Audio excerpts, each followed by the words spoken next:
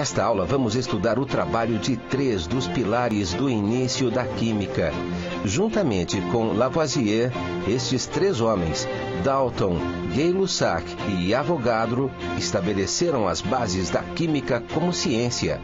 Estava definitivamente afastado o romantismo da alquimia e iniciava-se o primado da razão, da investigação e da experimentação.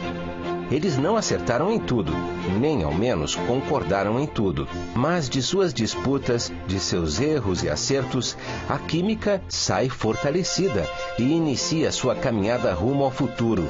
Caminhada que perdura até hoje, na alma de cada um que a ela se devota.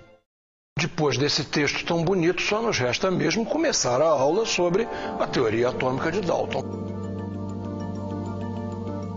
Repare uma coisa, Dalton é um dos primeiros químicos que vai explicar coisas. Ele vai tentar pegar leis que de uma certa maneira eram empíricas, vai tentar pegar o trabalho de Lavoisier com a balança, vai tentar pegar o trabalho de Proust com balança também, com relação entre massas e criar uma maneira de explicar isso. Ou seja, Dalton novamente aquela nova visão da química que não quer descrever, quer explicar.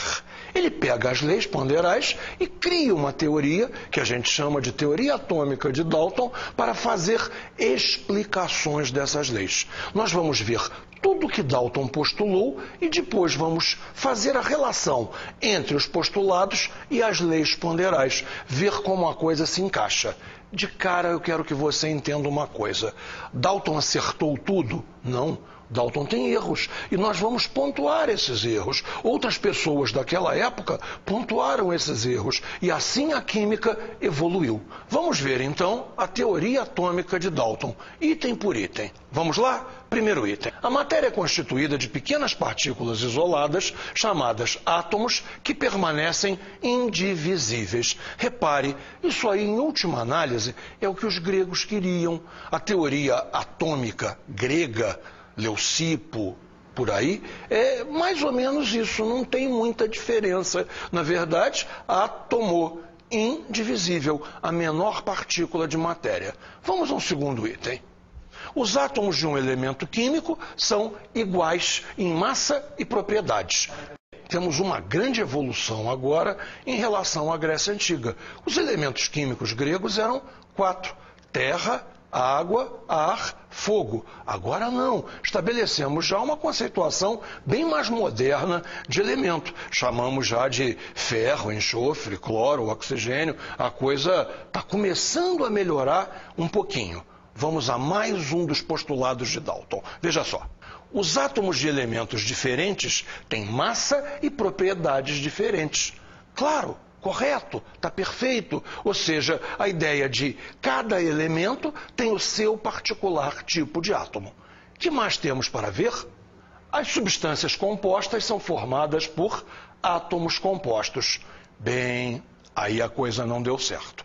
Aí vai ser o grande erro de Dalton. Átomo composto, ele não tem ainda a ideia de molécula. Molécula vai vir depois. Por enquanto ficaremos brincando com essa ideia de átomo composto. Os átomos compostos são formados pela união de átomos de elementos diferentes, em proporções numéricas simples, 1 para 1, 1 para 2, 1 para 3, 2 para 3, etc. Por aí. Havia naquela época o conceito de simplicidade, ou seja, até que provassem o contrário, os átomos seriam em combinação 1 para 1. Se provasse que não era 1 para 1, tenta 1 para 2. Mas veja, ninguém tinha ideia de grandes agregados de átomos, sei lá, alguma coisa como nós temos hoje, C8H18, para a época era absolutamente impensável. E, finalizando os postulados de Dalton, uma reação química consiste na união ou separação de átomos.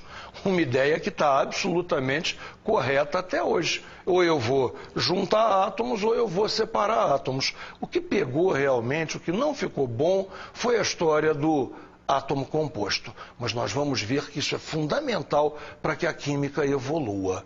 Viu como é fácil aprender? Conheça nosso site